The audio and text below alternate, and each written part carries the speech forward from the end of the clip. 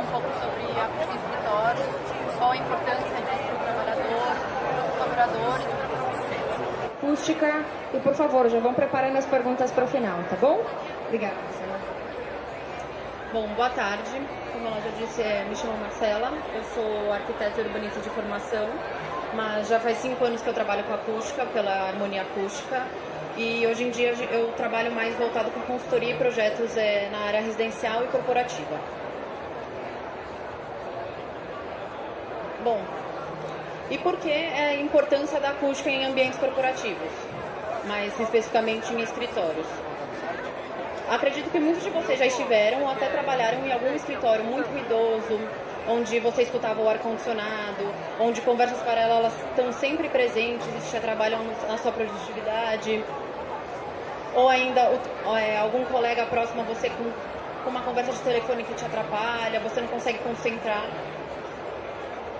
Mas é só para reforçar essa ideia de que como a acústica está sempre presente no nosso dia a dia e qual a importância dela para a nossa produção. Eu não digo isso só no âmbito da produtividade, no âmbito financeiro, mas também da saúde e bem-estar dos funcionários. Bom, como eu falei aqui, com qualidade acústica a gente consegue produzir mais e melhor. Traz mais motivação, você tem mais atenção no trabalho, é muito mais fácil se concentrar em tarefas mais difíceis, em tarefas mesmo que banais do dia a dia. Então, aqui eu vou mostrar 2 condições de trabalho. Então, aqui é um call center sem preocupação alguma com o tratamento e um outro escritório que a gente consegue ver que teve uma preocupação com a acústica. Agora a gente entra no assunto, vale a pena investir em acústica?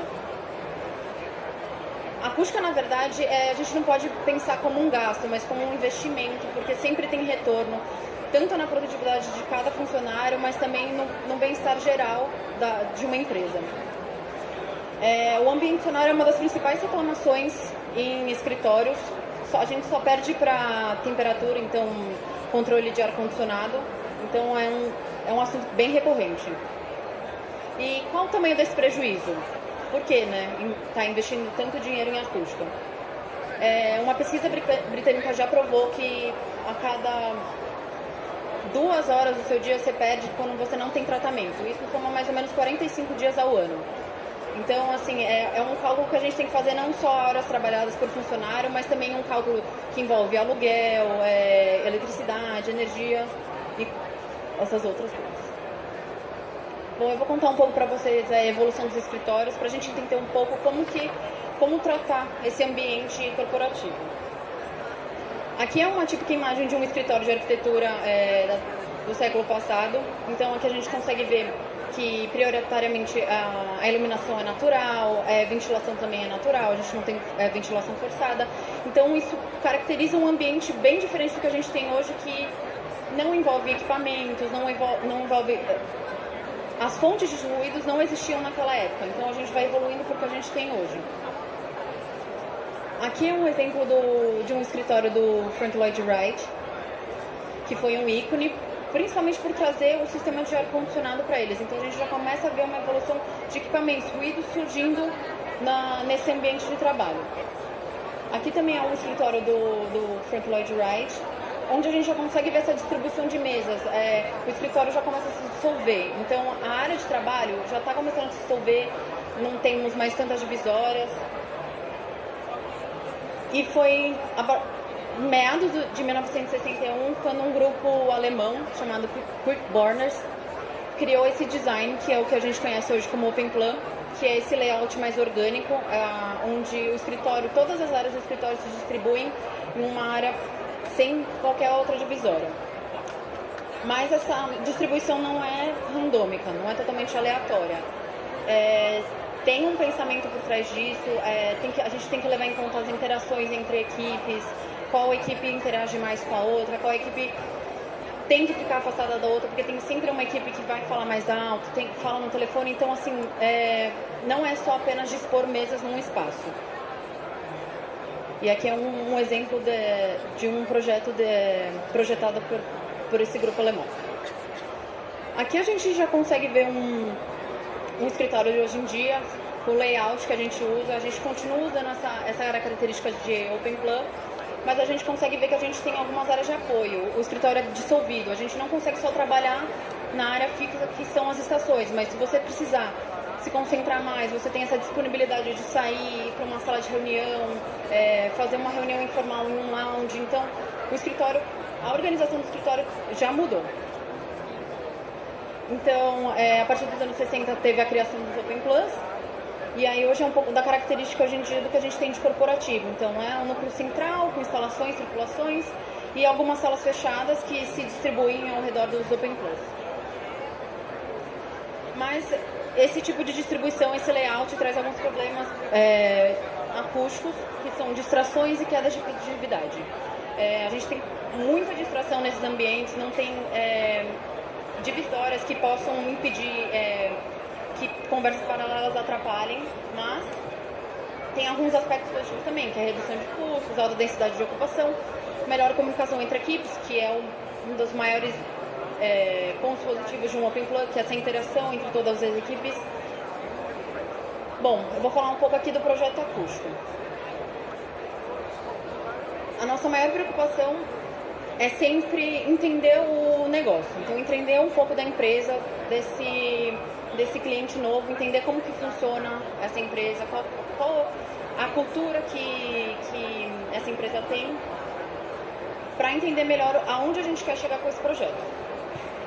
Além disso, a gente tem que entender qual a expectativa do cliente, se ele quer algo muito criterioso, então ele tem uma expectativa muito alta, por exemplo, em relação à privacidade entre salas fechadas, ou se ele está muito preocupado com a produtividade dos funcionários dele.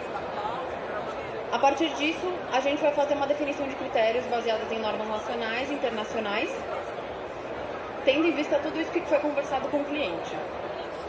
A partir daí, a gente vai desenvolver um projeto detalhado com os arquitetos e todas as outras disciplinas, porque essa conversa tem que acontecer, a gente não consegue agir só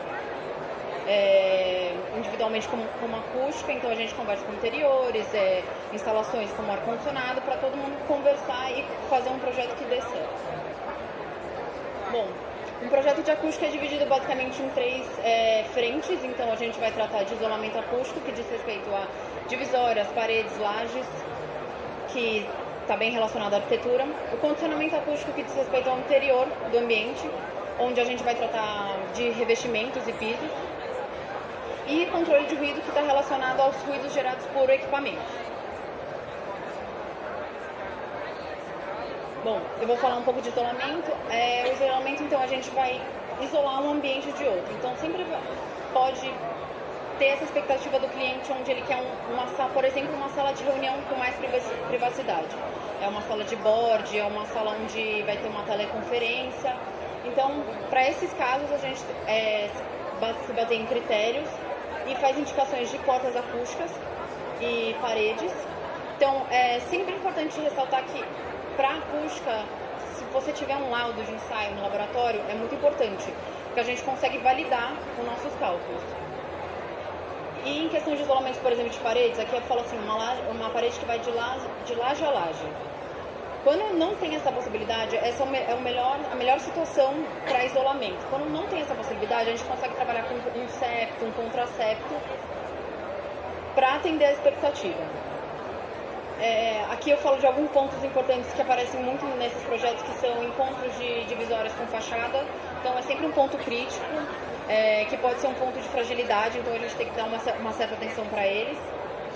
Passagem de dutos, por exemplo, de ar-condicionado, a gente dá preferencialmente para que eles passem na circulação, que eles não fiquem atravessando todas as salas, porque isso também vão ser pontos críticos, então pontos de fragilidade nos sistemas de vedação. Retorno do ar dotado por chicanes acústicas e também se preocupar com algumas passagens de instalações elétricas que também podem se tornar um ponto de fragilidade. Aqui é só uma tabela para exemplificar um pouco que, dependendo do critério que você espera, por exemplo, de uma sala fechada, se você quer uma confidencialidade maior, moderada ou sem privacidade, existem critérios de isolamento definidos para eles. Então, dependendo do uso da sala, esses critérios vão variar. Aqui uns exemplos que a gente usa de de materiais para isolamento, então um drywall, alvenaria não é tão usual em corporativos, mas a gente trabalha também, e as divisórias industrializadas. É legal falar também que a gente não trata só do ambiente interno. Muitas vezes a gente trabalha num projeto de core and shell, por exemplo, de um edifício, e a gente tem que lidar com o ruído do tráfego urbano, que é muito importante. Só que assim, a gente só consegue trabalhar nessa etapa quando a gente entra logo na construção do edifício. Depois de construído, é difícil ter esse controle, mas é um ponto muito importante que a gente tem que levar em consideração. Bom, o condicionamento acústico, ele trata como o som se comporta dentro de uma sala. Então, ele é muito importante principalmente para áreas com comunicação verbal. Então, sala de reunião, teleconferência, um open plan, onde tem conversas informais, onde a inteligibilidade da fala é importante, a gente tem que tratar do condicionamento. E esses critérios vão variar de acordo com o uso e o volume da sala, que são do tempo de reverberação e inteligibilidade da fala. Bom, para tratar o condicionamento, a gente trata com materiais fonoabsorventes, como forros, revestimentos de parede, o próprio carpete. E como muita gente não sabe, mas os móveis também influenciam nisso, então a gente às vezes considera isso nos cálculos. E as próprias pessoas, então a ocupação também tem uma diferença nisso. E alguns materiais que a gente utiliza, então são forros fonoabsorventes, painéis acústicos de parede, e a gente usa isso como superfície também fonoabsorvente, que são bafos e nuvens. Mas esse comportamento é um pouco diferente nas áreas de Open Plan, por quê? Existem muitas fontes diversificadas que é difícil de prever a localização, então o controle dessas fontes é muito complicado, tanto por conversas paralelas, telefones e o próprio sistema de ar-condicionado. Para tratar isso, a gente tem que lidar com absorção, como eu havia falado, esses biombos, screens entre estações, que é muito importante porque ele corta o som direto de uma estação para outra, então ele ajuda bastante essa questão de conversas paralelas. E o mascaramento sonoro, que ele cria um ruído ambiente estabilizado. Então, ele também gera uma certa privacidade num ambiente que é totalmente aberto. Bom, eu vou falar um pouco de nuvens acústicas, que é uma alternativa que a gente está utilizando muito em projetos corporativos. Esse tipo de absorção dá uma variedade maior no entreforro, então você consegue trabalhar instalações no entreforro, dá essa liberdade de desenho. Se você quiser também ter uma estética com o forro, a laje aparente também, e também dá um acesso mais fácil para a manutenção dos equipamentos. Agora um pouco de controle de ruído, que engloba equipamento de ar-condicionado, hidráulica e elétrica. A gente trata tanto na escala do edifício, que são equipamentos, bombas que são previstos para o próprio edifício. Então, geralmente, a gente indica uma solução contra vibrações e o ruído gerado pelos equipamentos. Como também a gente faz tratamento para equipamentos na escala da vizinhança. Então, como esses equipamentos podem atrapalhar a vizinhança no entorno. Aqui são alguns exemplos. Então, aqui a gente tem uma mola, uma base antivibratória, um hanger para sustentação de tubulações, um tipo de amortecedor também e um atenuador de ruído de ar-condicionado. Os ambientes que a gente mais atua ultimamente, que tem que a gente toma mais atenção nesses projetos. Bom, os Open Plans, como eu citei para vocês, a importância de valorizar o ambiente de trabalho das pessoas. Reuniões informais, porque geralmente elas são áreas abertas também e elas se localizam sempre próximas aos Open Plans, então quanto essa conversa informal pode atrapalhar quem está trabalhando. Salas de reuniões fechadas, com a questão da privacidade e do condicionamento interno delas. Salas de conferência. A gente tem muitas normas para salas de conferência para serem atendidas pela questão do áudio, para ter uma conexão boa e uma inteligibilidade da fala boa também. Salas pequenas que estão aparecendo cada vez mais, que são conhecidas também como voice booths ou phone booths, que são um ponto bem crítico também, porque por se tratar de volumes muito pequenos, para garantir isolamento nessa sala é bem difícil, o condicionamento delas também é bem imprevisível, então a gente tem que dar uma certa atenção para esse tipo de sala. Auditórios e salas de treinamento também, em relação ao condicionamento. Áreas de descompressão, assim como as reuniões informais, elas também são localizadas em locais abertos que podem atrapalhar estações de trabalho próximas. E espaço para eventos que também, como os Open Plus, tem muitas fontes de ruído, então são áreas que podem gerar muito ruído, então tem que ter um tratamento adequado. E os refeitórios, que também podem ser locais muito ruidosos, por ter um volume grande de pessoas que falam ao mesmo tempo, então são várias fontes ao mesmo tempo, que podem acabar aumentando ainda mais o nível de ruído no ambiente do escritório. Bom, aqui eu vou mostrar agora uns pontos de atenção em obra, principalmente certos cuidados que a gente tem que ter em relação às soluções que a gente indica. Porque muitas vezes não adianta só a gente fazer uma indicação correta para um tratamento, mas também a gente tem que tomar um certo cuidado na hora de execução, porque senão todo investimento não vale. Por exemplo, encontros com a fachada, então a gente tem que tomar cuidado com esse encontro do montante com a divisória para que não hajam frestas, porque qualquer fresta é local para o som passar. A execução de painéis acústicos, por exemplo, os artesanais, por exemplo, que tem que tomar o devido cuidado para ter essa lã por trás do painel em toda a superfície, senão o desempenho do painel também fica danificado. A execução correta de chicanes acústicas, execução de septos. Muitas vezes a passagem de septos, ela acontece e ninguém veda. Então aqui a gente consegue ver.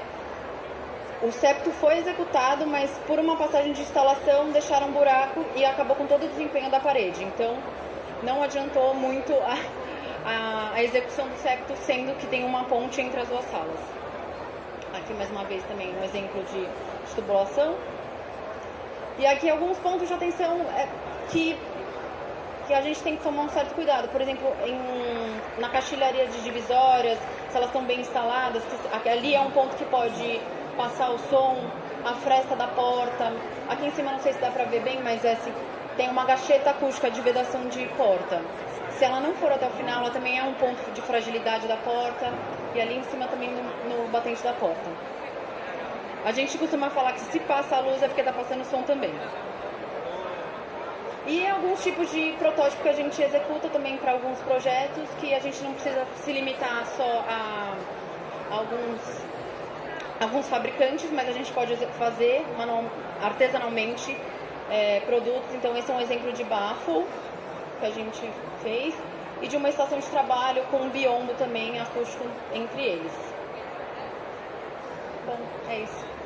Obrigada pela atenção.